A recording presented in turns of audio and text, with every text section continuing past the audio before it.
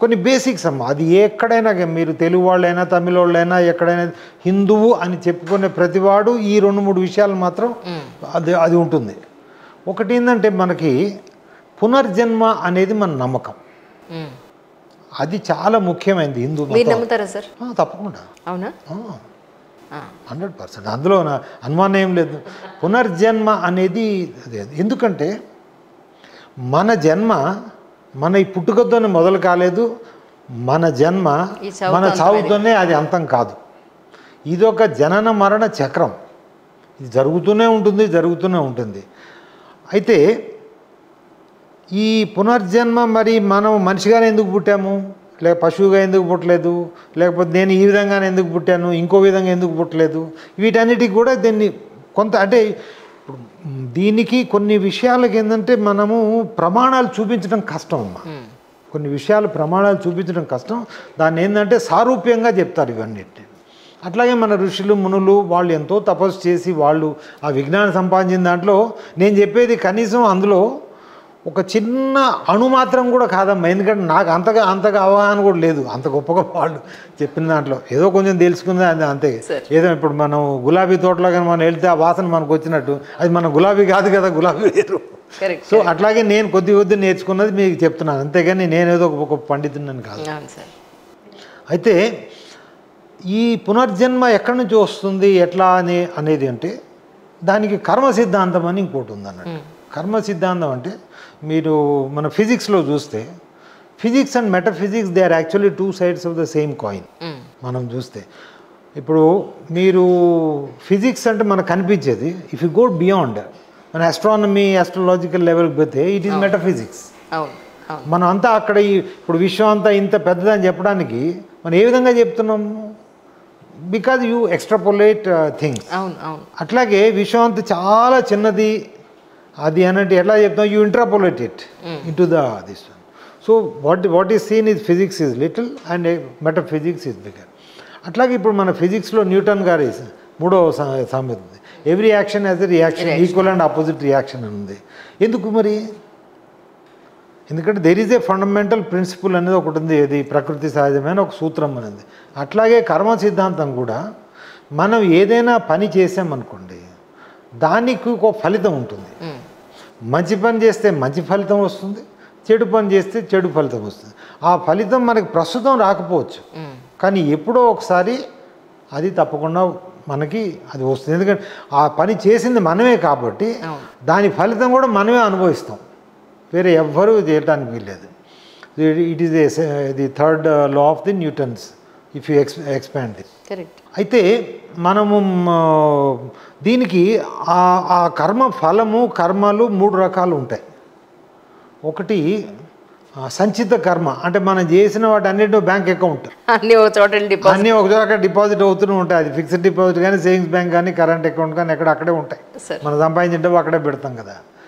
అయితే మనము ఈ జన్మలో మనం ఆ అకౌంట్ నుంచి మనము అనుభవించే ఫలాలు దాన్ని ప్రారబ్ధ కర్మ అంటారు. అంటే ప్రస్తుతం ఇప్పుడు నేను మీ దగ్గరకు వచ్చాను, ఇది నా ప్రారబ్ధ కర్మ, మీతో కలవాలండి. ప్రారబ్ధం అంటే ఏదో తలకొట్టుకునే కర్మ కాదమ్మా. మనం పెద్దవాళ్ళు కొట్టుకుంటారు కదా, నా ప్రారబ్ధం కొట్టుకుంటారు కదా, అది కాదు. సో అట్లాగే మీ ప్రారబ్ధంలో కూడా ఉంది, మన ఈరోజు కలిసి ఇంటర్వ్యూ చేయాలని ఉంది. సో అది ప్రారబ్ధ కర్మ. ఆ తర్వాత ఆగామి కర్మ, అంటే ఇప్పుడు నేను మాట్లాడుతున్నాం మనం చేస్తున్నాం కదా, ఇది కూడా మళ్ళీ అకౌంట్లో యాడ్ అవుద్దమ్మా.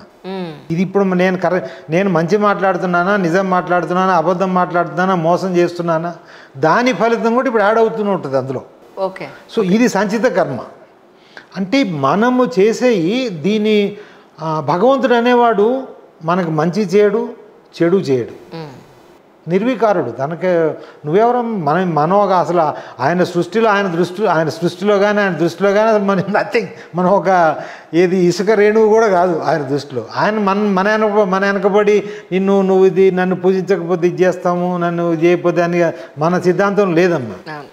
కానీ ఆయన చేసే ఏంటంటే కర్మ ఫలదాత, అంటే ఈజ్ ఎ జడ్జ్. మనం చేసిన కర్మ మంచైనా చెడైనా అది మనకే వస్తుంది, మనకే ఇచ్చే ఏర్పాటు ఆయన చేస్తారు. వేరే వాళ్ళకి ఎవరు, నేను మంచి చేస్తే మీకు ఎవరు, లేకపోతే నేను చెడు చేస్తే ఇంకోళ్ళకి ఎవరు, ఎవరి కర్మ వాళ్ళదే. సో భగవంతుడు అనేవాడు కర్మఫల దాత. అంటే ఈ హిందూ మతం ఏం చెప్తుంది, భగవంతుడు అనేవాడు ఇక్కడ ఏదో నీకు తీసుకొచ్చి ఆయన నీకు ఇది చేస్తాడు అది చేస్తాడని కాదు, నువ్వు సక్రమమైన దారిలో ఉండి నువ్వు మంచి పనులు చేసి నీ భవిష్యత్తుని నువ్వే దిద్దుకోగలవు అని హిందూ ధర్మం చెప్తుంది. కర్మ సిద్ధాంతం అంటే ఇది.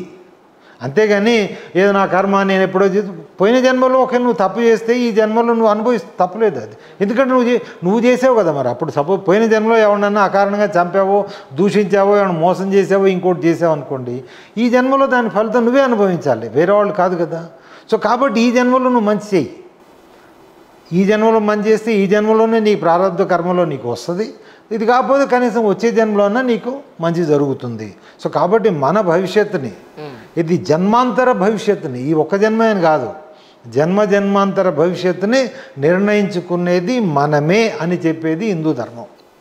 భగవంతుడు కాదు, అది కాదు, ఇది కాదు, ఆ దేవుడు ఏదో చేయకపోతే వీళ్ళు క్రిస్టియన్లు వీళ్ళు భయపెట్టిస్తుంటారు కదా. సో అది అలాంటిది ఏమీ లేదు. ఇది రెండోది పునర్జన్మ. ఇది ప్రతి హిందువు పునర్జన్మని విశ్వసిస్తాడమ్మా. రెండవది కర్మ సిద్ధాంతం. మూడవది మనకి బాధ్యతలు. మనం ఒక బాధ్యత గల పౌరుడిగా, ఒక వ్యక్తిగా, ఒక జీవిగా, బాధ్యత గల జీవిగా, పౌరుడని వదిలేసండి ఇవన్నీ రాజకీయం, బాధ్యత గల జీవిగా మనం ఏ విధంగా జీవించాలి అని చెప్పడానికి మనకు 5 రుణాలు అని ఒక సిద్ధాంతం ఉంది. పంచ రుణాస్ అంట. ఆ పంచ రుణాలు ఏమేమంటే దైవ రుణం, తర్వాత ఋషి రుణం, తర్వాత పితృ రుణం, తర్వాత నర రుణం, తర్వాత భూత రుణం. ఇప్పుడు మనకు దైవ రుణం ఏంటి? దైవం మనం ఈ జన్మ ఎత్తడానికి కారణం భగవంతుడే. ఆయన సృష్టిలో మన ఒక భాగం కాబట్టి మనం మన దేవీ దేవతలు భగవంతుడు వాళ్ళ వల్లనే, వాళ్ళ కృప వలన, వాళ్ళ దయాదాక్షిణ్యం వలన, వాళ్ళ ఆశీర్వచనం వలన మనం సో ఈ జన్మ ఎత్తాం కాబట్టి మనం ఆ భగవంతుడికి ఒక రుణపడి. రుణం అంటే ఇక్కడ ఏంటి? బాధ్యత. ఏంటి మన బాధ్యత? ధర్మాన్ని నిలబెట్టడం మన బాధ్యత. దైవ రుణం అంటే మనం హిందువుగా పుట్టాము కాబట్టి మనం ఈ మతాన్ని వదిలిపెట్టి ఇంకో మతంలోకి పోయి మనం ఈ మతానికి దూరం చేయకూడదు. ఇందులో ఏమైనా తప్పులు ఉంటే మనం సరిదిద్దుకో. అవును. కానీ ఇప్పుడు మన ఇల్లు బాగలేకపోతే ఇల్లుని తగలబెట్టుకోలేం కదండి. అవును కదండి. దాన్ని బాగు చేస్తాం, లేకపోతే మళ్ళీ కొట్టుకుంటాం దాన్ని. అది సో కాబట్టి అదేవిధంగా మనం దైవ రుణం అంటే మనకి ధర్మానికి మనం చేయాల్సిన బాధ్యతలు మనం చేయాలి. ఇది మొట్టమొదటి బాధ్యత ప్రతి హిందూ అయిన వాడికి. రెండవది ఋషి రుణం. ఋషి రుణం అంటే గురువుతో కూడా మనకి పాఠాలు చెప్పిన వాళ్ళు, మనకి ఇప్పుడు నేను ఇది చెప్తున్నా కదండి, ఇదంతా పరిజ్ఞానం నేను సంపాదించింది కాదు కదా. మన పాత గురువులు, మన పెద్దలు, గురువులు, ఋషులు, మునులు వాళ్ళంతా ఎంతో సాధన చేసి సంపాదించిన విజ్ఞానాన్ని వాళ్ళు మనకు అందించారు. ఆ అందించిన కాబట్టి మనం వాళ్ళకి రుణపడి ఉన్నాం కదా. ఇప్పుడు నేను ఇది మీకు చెప్తున్నట్టు వాళ్ళకి రుణమే కదా. సో ఆ రుణాన్ని ఏ విధంగా తీస్తాము? మీకు పంచుతున్నాను కాబట్టి నేను ఆ రుణాన్ని తీస్తున్నాను. అంటే నాకు ఈ ఋషి రుణాన్ని, గురు రుణాన్ని తీర్చడానికి మీరు నాకు సహకరించారు. ఇప్పుడు ప్రజలకు పంచడమే ఇది రుణం తీర్చడం. ఒక విద్య మనకు గురువు చెప్పాడు అనుకో, మనకి ఆ విద్యని ఇంకొకళ్ళు చెప్తే మనకు గురుదక్షిణ ఇచ్చినట్టే. కానీ అది చేయకుండా మనలోనే పెట్టుకొని దాచిపెట్టుకొని మన వచ్చేంత వరకు మన దగ్గర ఉంచుకుంటే మనం ఆ గురువు రుణం తీసుకోలేదు, గురు దక్షిణ ఇవ్వనట్టే లెక్క. సో ఇది ఋషి రుణం, గురు రుణం. మూడవది అంటే ఇది దీంట్లో వరుసగా ఏమి రాదమ్మా, అన్నీ నేనేదో ఒక వరుసలో చెప్తున్నా, దాని అర్థం అదేదో పైన.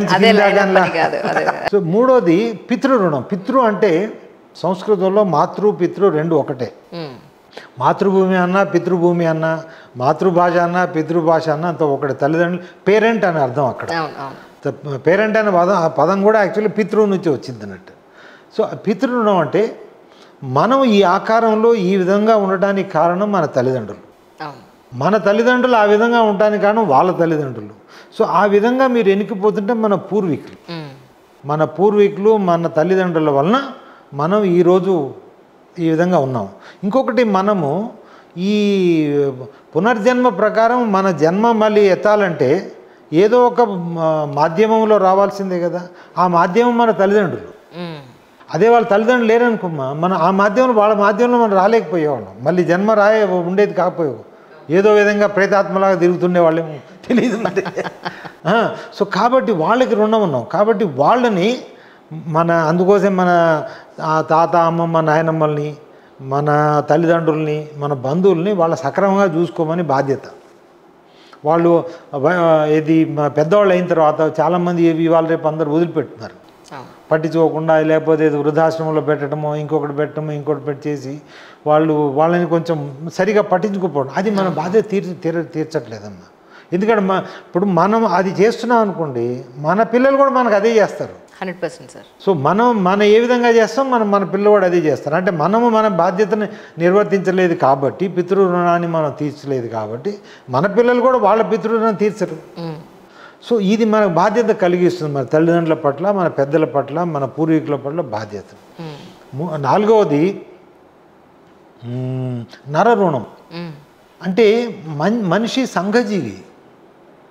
మనం ఒక్కళ్ళగా పుడితే బతకలేం కదా. ఇప్పుడు మీతో కలిసాము, దారిలో వచ్చాడు, లేకపోతే మా డ్రైవర్ నన్ను తీసుకొచ్చాడు, ఇంట్లో వండి పెడితే తిన్నాం, మన సమాజం కదా. సో మనం ప్రతి వాళ్ళకి రుణపడి ఉన్నాం ఏదో విధంగా. వాళ్ళు చేసిన సేవకు కానీ, లేకపోతే వాళ్ళతో కనీసం మాట్లాడినందుకైనా మనం రుణపడి ఉన్నాము. ఆ మానవాళికి రుణం తీర్చుకోవాల్సిన బాధ్యత కూడా ఉంది. అంటే మనము ప్రజల పట్ల సహృదయంగా, బాధ్యతాయుతంగా మనం ప్రవర్తించటం అనేది మనకి ఈ నర రుణం. చివరిగా భూత రుణం. భూత అంటే ప్రకృతి. అంటే ప్రకృతి పట్ల మనం ప్రకృతిలోనే నివసిస్తాం.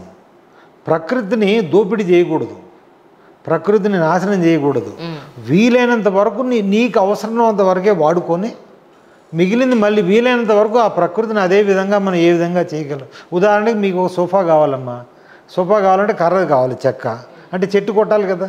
కరెక్ట్. సరే మరి చెట్టు మీకు సోఫా లేకపోతే నడవదు, కొట్టాల్సిన అవసరం ఉంది. సరే చెట్టు కొట్టండి, కానీ ఇంకొక 10 చెట్లు అక్కడ నాటండి. ఎగ్జాక్ట్లీ. సో ఆ విధంగా మీరు ప్రకృతికి నష్టం చేయరు, మన బాధ్యత విధంగా మనం ప్రవర్తిస్తాం అన్నట్టు. సో ఈ 5 రుణాలు మనిషిని, హిందువులని ఒక బాధ్యతాయుతమైన జీవిగా. అద్భుతం. ఇప్పుడు మనం దారిలో కుక్కలు పోతే జనరల్గా మన హిందూ అనేవాడు జనరల్ కొట్టడం అనలేదు, వాడు అవి వచ్చి మనల్ని చేస్తే తప్ప వదిలేస్తాం. అలాగే మనం అట్లే లేదా పాములు వచ్చినా మనం తప్పు ఉంటాం, అది వచ్చి మనల్ని కరవపోతే కొడతాం, అది వేరే విషయం. అంటే మన ప్రాణహాని జరుగుతున్నప్పుడు మనం చేస్తాం, కానీ మన ప్రాణహాని జరగనంత వరకు వాటిని ఏం చేయకూడదని మన పెద్దలు చెప్పారు, మన శాస్త్రాలు కూడా చెప్తున్నారు. అంటే బాధ్యత ఆ విధంగా చెప్పారు. తర్వాత చివరిగా అంటే ఇది ఆ 3 ప్లస్ ఈ పురుషార్థము, ఈ 4 ప్రతి హిందూ నమ్ముతాడు. పురుషార్థాలు అంటే ఏంటి అంటే ప్రతి మనిషి చేయవలసింది, ఒక పురుషుడే చేయాల్సింది కాదు. మనకి ఇంకో తెలుగులో అంటారు కదా, ఉద్యోగం పురుష లక్షణం అని ఒకప్పుడు అనేది. పురుషుడే అంటేనే కాదు, ప్రతి వాళ్ళు పని చేయాల్సి. ఉద్యోగం అంటే అక్కడ పని, ఉద్యోగం ప్రతి వాళ్ళు పని చేయాలని దాని అర్థం. మన సంస్కృతం నుంచి తెలుగుకి వచ్చేటప్పుడు కొద్దిగా మనకి అర్థం మారిపోయింది. అయితే పురుషార్థాల్లో ఇక్కడ మీకు వాటి లెవెల్స్ ఉన్నాయమ్మా. అంటే higher levels. The lowest level ఇది అర్థ. ధర్మార్థ కామ మోక్షాలని మనం అది వ్యాకరణం కోసం అది ఆ విధంగా చెప్పారు, అది సూక్తి రాస్తున్నప్పుడు. కానీ అన్నిటికంటే లోయెస్ట్ అంటే అర్థం అంటే వెల్త్, డబ్బు, అధికారం, ఇవి. మొట్టమొదటి ప్రతి మనిషి చేయాల్సింది ఏంటంటే డబ్బు సంపాదించాలి. డబ్బు అంటే ఏదో నానా గడ్డి తిని కాదు, తను చేయాల్సిన పని చేసి తన జీవనోపాధి కోసం, జీవనోపాధి, కుటుంబ సంరక్షణ, తర్వాత తన బంధువులు వీటిని చేయడానికి దానికి అర్థం. డబ్బు సంపాదించాలి, ఇది ఇల్లు ఉండాలి, కావలసిన వసతులు ఉండాలి, ప్రతివాడు దానికోసం తగిన కష్టాలు పడాలి, పని చేయాలి. ఇది అంటే పని చేయాలి అని. రెండవది నెక్స్ట్ లెవెల్. ఆ తర్వాత కామం. కామం అంటే ఇక్కడ ఏదో సెక్స్ అది అని కాదమ్మా. కామం అంటే మనకి ఇంద్రియాలకు కావాల్సిన దాన్ని ఏమంటారు, ప్లెజర్స్ అనుకోండి. అవి ఇప్పుడు మనం ఒక సినిమా చూస్తున్నాం, అది కామమే. కామం అంటే అక్కడ ఏదో సెక్స్ అని కాదు, అంటే అది మంచి భోజనం చేస్తున్నాం, అది కామం. అది మనకి ఏంటంటే మన పంచేంద్రియాలకి అవి కావాలి. అవి లేకపోతే అది జీవితము అది జీవితంలాగా ఉండదు, నిస్సారమైన జీవితం అయిపోతుంది. అర్థము, కామము. ఆ తర్వాత ధర్మం. ఆ ధర్మం అనేది మూడోది, అది that is a critical thing.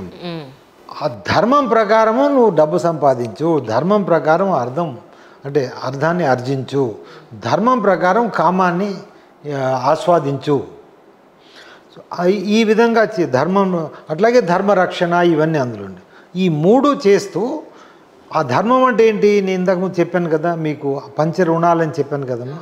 ఆ పంచ రుణాలు నిర్వర్తిస్తే ధర్మం చేసినట్టు. అంటే ఒక బాధ్యతాయుతమైన పౌరుడిగా, వ్యక్తిగా, జీవిగా. సో ఆ ధర్మం అది చేస్తే అప్పుడు నీకు మోక్ష సాధన అవుతుంది. మోక్షం అంటే ఏంటి, మళ్ళీ కర్మ సిద్ధాంతంలోకి వెళ్ళాలి. మోక్షం అంటే జన్మరాహిత్యం. అంటే ఈ జనన మరణ చక్రాల నుంచి మనము బయటికి వచ్చి పరమాత్మలో కలవటం. అంటే మనము పరమాత్మలో ఒక అంశే కదా, ఇందాక అనుకున్నాం మన ఇది ఈశ్వరుల అంశే కదా.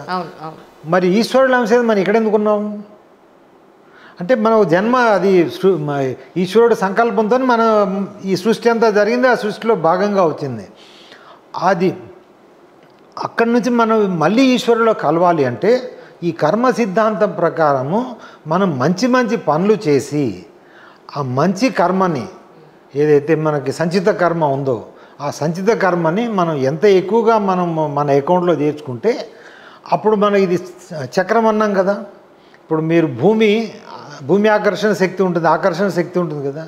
So there is also an escape velocity to go out of the 9.6 km/s.